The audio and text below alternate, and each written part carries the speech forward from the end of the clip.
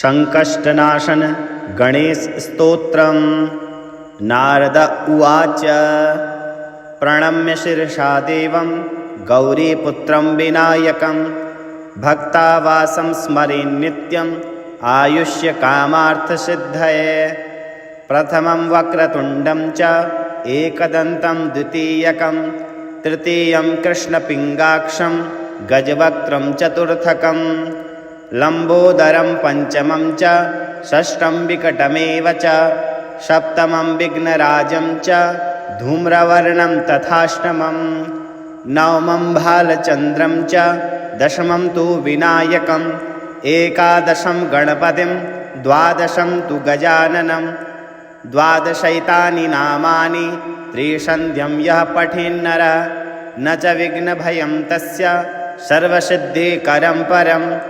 विद्यार्थी लभते विद्यां धनार्थी लभते धनं पुत्रार्थी लभते पुत्रान् मोक्षार्थी लभते गतिम्। जपेत् गणपतिस्तोत्रं षड्भिर्मासैः फलं लभेत् संवत्सरेण सिद्धिं च लभते नात्र संशयः।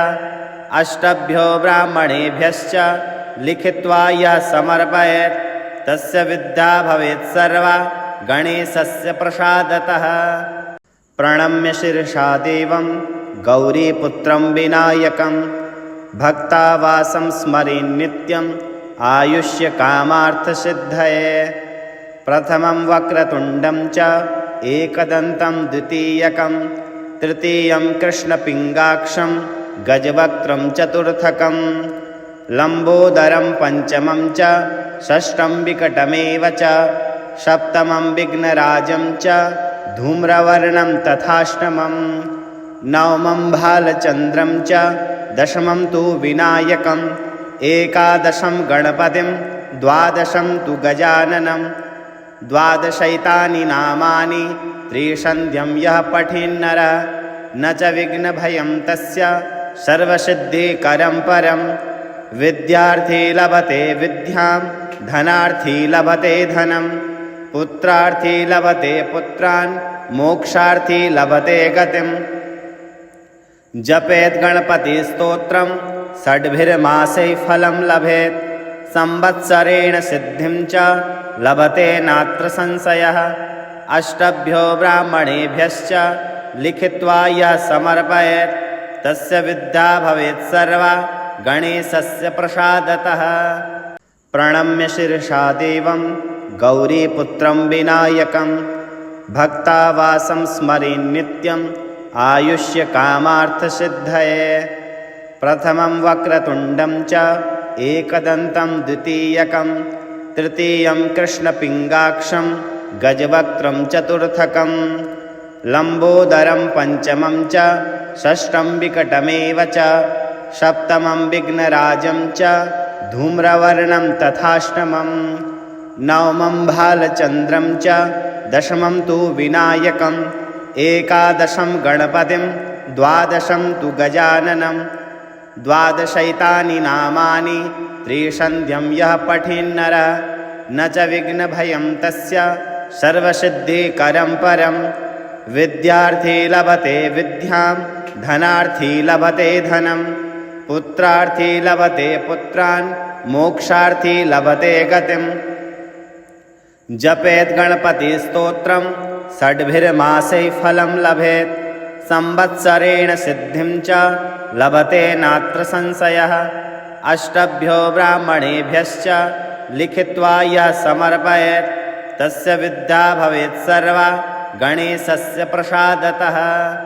प्रणम्य शिरसा देवं गौरीपुत्रं विनायकं भक्तावासं स्मरेन् नित्यम् आयुष्यकामार्थसिद्धये। प्रथमं वक्रतुण्डं च एकदन्तं द्वितीयकं तृतीयं कृष्णपिङ्गाक्षं गजवक्त्रं चतुर्थकं लम्बोदरं पञ्चमं च षष्ठं विकटमेव च सप्तमं विघ्नराजं च धूम्रवर्णं तथाष्टमं नवमं भालचन्द्रं च दशमं तु विनायकम् एकादशं गणपतिं द्वादशं तु गजाननं द्वादशैतानि नामानि त्रिसन्ध्यं यः पठेन्नरः न च विघ्नभयं तस्य सर्वसिद्धिकरं परं। विद्यार्थी लभते विद्यां धनार्थी लभते धनं पुत्रार्थी लभते पुत्रान् मोक्षार्थी लभते गतिम्। जपेत् गणपतिस्तोत्रं षड्भिर्मासैः फलं लभेत् संवत्सरेण सिद्धिं च लभते नात्र संशयः। अष्टभ्यो ब्राह्मणेभ्यश्च लिखित्वा यः समर्पयेत् तस्य विद्या भवेत् सर्वा गणेशस्य प्रसादतः। प्रणम्य शिरसा देवं गौरीपुत्रं विनायकं भक्तावासं स्मरेन् नित्यम् आयुष्यकामार्थसिद्धये। प्रथमं वक्रतुण्डं च एकदन्तं द्वितीयकं तृतीयं कृष्णपिङ्गाक्षं गजवक्त्रं चतुर्थकं लम्बोदरं पञ्चमं च षष्ठं विकटमेव च सप्तमं विघ्नराजं च धूम्रवर्णं तथाष्टमं नवमं भालचन्द्रं च दशमं तु विनायकम् एकादशं गणपतिं द्वादशं तु गजाननं द्वादशैतानि नामानि त्रिसन्ध्यं यः पठेन्नरः न च विघ्नभयं तस्य सर्वसिद्धिकरं परं। विद्यार्थी लभते विद्यां धनार्थी लभते धनं पुत्रार्थी लभते पुत्रान् मोक्षार्थी लभते गतिम्। जपेत् गणपतिस्तोत्रं षड्भिर्मासैः फलं लभेत् संवत्सरेण सिद्धिं च लभते नात्र संशयः। अष्टभ्यो ब्राह्मणेभ्यश्च लिखित्वा यः समर्पयेत् तस्य विद्या भवेत् सर्वा गणेशस्य प्रसादतः। प्रणम्य शिरसा देवं गौरीपुत्रं विनायकं भक्तावासं स्मरेन् नित्यम् आयुष्यकामार्थसिद्धये। प्रथमं वक्रतुण्डं च एकदन्तं द्वितीयकं तृतीयं कृष्णपिङ्गाक्षं गजवक्त्रं चतुर्थकं लम्बोदरं पञ्चमं च षष्ठं विकटमेव च सप्तमं विघ्नराजं च धूम्रवर्णं तथाष्टमं नवमं भालचन्द्रं च दशमं तु विनायकम् एकादशं गणपतिं द्वादशं तु गजाननं द्वादशैतानि नामानि त्रिसन्ध्यं यः पठेन्नरः न च विघ्नभयं तस्य सर्वसिद्धिकरं परं। विद्यार्थी लभते विद्यां धनार्थी लभते धनं पुत्रार्थी लभते पुत्रान् मोक्षार्थी लभते गतिम्। जपेत् गणपतिस्तोत्रं षड्भिर्मासैः फलं लभेत् संवत्सरेण सिद्धिं च लभते नात्र संशयः। अष्टभ्यो ब्राह्मणेभ्यश्च लिखित्वा यः समर्पयेत् तस्य विद्या भवेत् सर्वा गणेशस्य प्रसादतः। प्रणम्य शिरसा देवं गौरीपुत्रं विनायकं भक्तावासं स्मरेन् नित्यम् आयुष्यकामार्थसिद्धये। प्रथमं वक्रतुण्डं च एकदन्तं द्वितीयकं तृतीयं कृष्णपिङ्गाक्षं गजवक्त्रं चतुर्थकं लम्बोदरं पञ्चमं च षष्ठं विकटमेव च सप्तमं विघ्नराजं च धूम्रवर्णं तथाष्टमं नवमं भालचन्द्रं च दशमं तु विनायकम् एकादशं गणपतिं द्वादशं तु गजाननं द्वादशैतानि नामानि त्रिसन्ध्यं यः पठेन्नरः न च विघ्नभयं तस्य सर्वसिद्धिकरं परं। विद्यार्थी लभते विद्यां धनार्थी लभते धनं पुत्रार्थी लभते पुत्रान् मोक्षार्थी लभते गतिम्। जपेत् गणपतिस्तोत्रं षड्भिर्मासैः फलं लभेत् संवत्सरेण सिद्धिं च लभते नात्र संशयः। अष्टभ्यो ब्राह्मणेभ्यश्च लिखित्वा यः समर्पयेत् तस्य विद्या भवेत् सर्वा गणेशस्य प्रसादतः।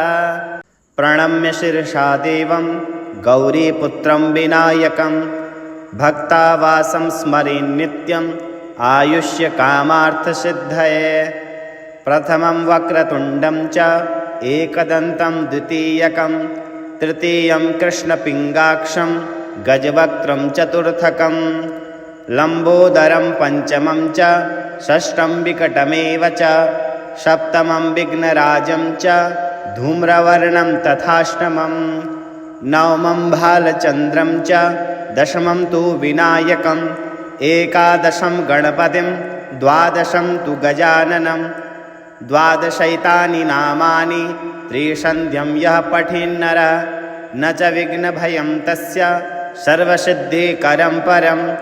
विद्यार्थी लभते विद्यां धनार्थी लभते धनं पुत्रार्थी लभते पुत्रान् मोक्षार्थी लभते गतिम्। जपेत् गणपतिस्तोत्रं षड्भिर्मासैः फलं लभेत् संवत्सरेण सिद्धिं च लभते नात्र संशयः। अष्टभ्यो ब्राह्मणेभ्यश्च लिखित्वा यः समर्पयेत् तस्य विद्या भवेत् सर्वा गणेशस्य प्रसादतः। संकष्टनाशन गणेशस्तोत्रं। नारद उवाच प्रणम्य शिरसा देवं गौरीपुत्रं विनायकं भक्तावासं स्मरेन् नित्यम् आयुष्यकामार्थसिद्धये। प्रथमं वक्रतुण्डं च एकदन्तं द्वितीयकं तृतीयं कृष्णपिङ्गाक्षं गजवक्त्रं चतुर्थकं लम्बोदरं पञ्चमं च षष्ठं विकटमेव च सप्तमं विघ्नराजं च धूम्रवर्णं तथाष्टमं नवमं भालचन्द्रं च दशमं तु विनायकम् एकादशं गणपतिं द्वादशं तु गजाननं द्वादशैतानि नामानि त्रिसन्ध्यं यः पठेन्नरः न च विघ्नभयं तस्य सर्वसिद्धिकरं परं। विद्यार्थी लभते विद्यां धनार्थी लभते धनं पुत्रार्थी लभते पुत्रान् मोक्षार्थी लभते गतिम्। जपेत् गणपतिस्तोत्रं षड्भिर्मासैः फलं लभेत् संवत्सरेण सिद्धिं च लभते नात्र संशयः। अष्टभ्यो ब्राह्मणेभ्यश्च लिखित्वा यः समर्पयेत् तस्य विद्या भवेत् सर्वा गणेशस्य प्रसादतः। प्रणम्य शिरसा देवं गौरीपुत्रं विनायकं भक्तावासं स्मरेन् नित्यम् आयुष्यकामार्थसिद्धये।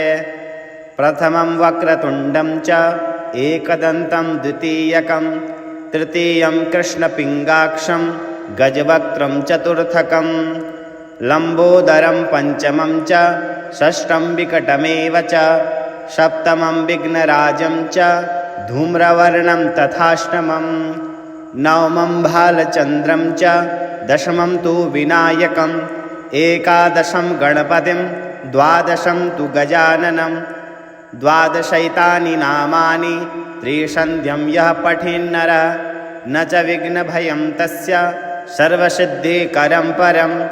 विद्यार्थी लभते विद्यां धनार्थी लभते धनं पुत्रार्थी लभते पुत्रान् मोक्षार्थी लभते गतिम्। जपेत् गणपतिस्तोत्रं षड्भिर्मासैः फलं लभेत् संवत्सरेण सिद्धिं च लभते नात्र संशयः। अष्टभ्यो ब्राह्मणेभ्यश्च लिखित्वा यः समर्पयेत् तस्य विद्या भवेत् सर्वा गणेशस्य प्रसादतः। प्रणम्य शिरसा देवं गौरीपुत्रं विनायकं भक्तावासं स्मरेन् नित्यम् आयुष्यकामार्थसिद्धये। प्रथमं वक्रतुण्डं च एकदन्तं द्वितीयकं तृतीयं कृष्णपिङ्गाक्षं गजवक्त्रं चतुर्थकं लम्बोदरं पञ्चमं च षष्ठं विकटमेव च सप्तमं विघ्नराजं च धूम्रवर्णं तथाष्टमं नवमं भालचन्द्रं च दशमं तु विनायकम् एकादशं गणपतिं द्वादशं तु गजाननं द्वादशैतानि नामानि त्रिसन्ध्यं यः पठेन्नरः न च विघ्नभयं तस्य सर्वसिद्धिकरं परं। विद्यार्थी लभते विद्यां धनार्थी लभते धनं पुत्रार्थी लभते पुत्रान् मोक्षार्थी लभते गतिम् जपेत् गणपतिस्तोत्रं षड्भिर्मासैः फलं लभेत् संवत्सरेण सिद्धिं च लभते नात्र संशयः अष्टभ्यो ब्राह्मणेभ्यश्च लिखित्वा यः समर्पयेत् तस्य विद्या भवेत् सर्वा गणेशस्य प्रसादतः। प्रणम्य शिरसा देवं गौरीपुत्रं विनायकं भक्तावासं स्मरेन् नित्यम् आयुष्यकामार्थसिद्धये। प्रथमं वक्रतुण्डं च एकदन्तं द्वितीयकं तृतीयं कृष्णपिङ्गाक्षं गजवक्त्रं चतुर्थकं लम्बोदरं पञ्चमं च षष्ठं विकटमेव च सप्तमं विघ्नराजं च धूम्रवर्णं तथाष्टमं नवमं भालचन्द्रं च दशमं तु विनायकम् एकादशं गणपतिं द्वादशं तु गजाननं द्वादशैतानि नामानि त्रिसन्ध्यं यः पठेन्नरः न च विघ्नभयं तस्य सर्वसिद्धिकरं परं विद्यार्थी लभते विद्यां धनार्थी लभते धनं पुत्रार्थी लभते पुत्रान् मोक्षार्थी लभते गतिम् जपेत् गणपतिस्तोत्रं षड्भिर्मासैः फलं लभेत् संवत्सरेण सिद्धिं च लभते नात्र संशयः अष्टभ्यो ब्राह्मणेभ्यश्च लिखित्वा यः समर्पयेत् तस्य विद्या भवेत् सर्वा गणेशस्य प्रसादतः। प्रणम्य शिरसा देवं गौरीपुत्रं विनायकं भक्तावासं स्मरेन् नित्यम् आयुष्यकामार्थसिद्धये। प्रथमं वक्रतुण्डं च एकदन्तं द्वितीयकं तृतीयं कृष्णपिङ्गाक्षं गजवक्त्रं चतुर्थकं लम्बोदरं पञ्चमं च षष्ठं विकटमेव च सप्तमं विघ्नराजं च धूम्रवर्णं तथाष्टमं नवमं भालचन्द्रं च दशमं तु विनायकम् एकादशं गणपतिं द्वादशं तु गजाननं द्वादशैतानि नामानि त्रिसन्ध्यं यः पठेन्नरः न च विघ्नभयं तस्य सर्वसिद्धिकरं परं विद्यार्थी लभते विद्यां धनार्थी लभते धनं पुत्रार्थी लभते पुत्रान् मोक्षार्थी लभते गतिम् जपेत् गणपतिस्तोत्रं षड्भिर्मासैः फलं लभेत् संवत्सरेण सिद्धिं च लभते नात्र संशयः अष्टभ्यो ब्राह्मणेभ्यश्च लिखित्वा यः समर्पयेत् तस्य विद्या भवेत् सर्वा गणेशस्य प्रसादतः। प्रणम्य शिरसा देवं गौरीपुत्रं विनायकं भक्तावासं स्मरेन् नित्यम् आयुष्यकामार्थसिद्धये। प्रथमं वक्रतुण्डं च एकदन्तं द्वितीयकं तृतीयं कृष्णपिङ्गाक्षं गजवक्त्रं चतुर्थकं लम्बोदरं पञ्चमं च षष्ठं विकटमेव च सप्तमं विघ्नराजं च धूम्रवर्णं तथाष्टमं नवमं भालचन्द्रं च दशमं तु विनायकम् एकादशं गणपतिं द्वादशं तु गजाननं द्वादशैतानि नामानि त्रिसन्ध्यं यः पठेन्नरः न च विघ्नभयं तस्य सर्वसिद्धिकरं परं विद्यार्थी लभते विद्यां धनार्थी लभते धनं पुत्रार्थी लभते पुत्रान् मोक्षार्थी लभते गतिम् जपेत् गणपतिस्तोत्रं षड्भिर्मासैः फलं लभेत् संवत्सरेण सिद्धिं च लभते नात्र संशयः अष्टभ्यो ब्राह्मणेभ्यश्च लिखित्वा यः समर्पयेत् तस्य विद्या भवेत् सर्वा गणेशस्य प्रसादतः। प्रणम्य शिरसा देवं गौरीपुत्रं विनायकं भक्तावासं स्मरेन् नित्यम् आयुष्यकामार्थसिद्धये। प्रथमं वक्रतुण्डं च एकदन्तं द्वितीयकं तृतीयं कृष्णपिङ्गाक्षं गजवक्त्रं चतुर्थकं लम्बोदरं पञ्चमं च षष्ठं विकटमेव च सप्तमं विघ्नराजं च धूम्रवर्णं तथाष्टमं नवमं भालचन्द्रं च दशमं तु विनायकम् एकादशं गणपतिं द्वादशं तु गजाननं द्वादशैतानि नामानि त्रिसन्ध्यं यः पठेन्नरः न च विघ्नभयं तस्य सर्वसिद्धिकरं परं विद्यार्थी लभते विद्यां धनार्थी लभते धनं पुत्रार्थी लभते पुत्रान् मोक्षार्थी लभते गतिम् जपेत् गणपतिस्तोत्रं षड्भिर्मासैः फलं लभेत् संवत्सरेण सिद्धिं च लभते नात्र संशयः अष्टभ्यो ब्राह्मणेभ्यश्च लिखित्वा यः समर्पयेत् तस्य विद्या भवेत् सर्वा गणेशस्य प्रसादतः प्रणम्य शिरसा देवं गौरीपुत्रं विनायकं भक्तावासं स्मरेन् नित्यम् आयुष्यकामार्थसिद्धये प्रथमं वक्रतुण्डं च एकदन्तं द्वितीयकं तृतीयं कृष्णपिङ्गाक्षं गजवक्त्रं चतुर्थकं लम्बोदरं पञ्चमं च षष्ठं विकटमेव च सप्तमं विघ्नराजं च धूम्रवर्णं तथाष्टमं नवमं भालचन्द्रं च दशमं तु विनायकम् एकादशं गणपतिं द्वादशं तु गजाननं द्वादशैतानि नामानि त्रिसन्ध्यं यः पठेन्नरः न च विघ्नभयं तस्य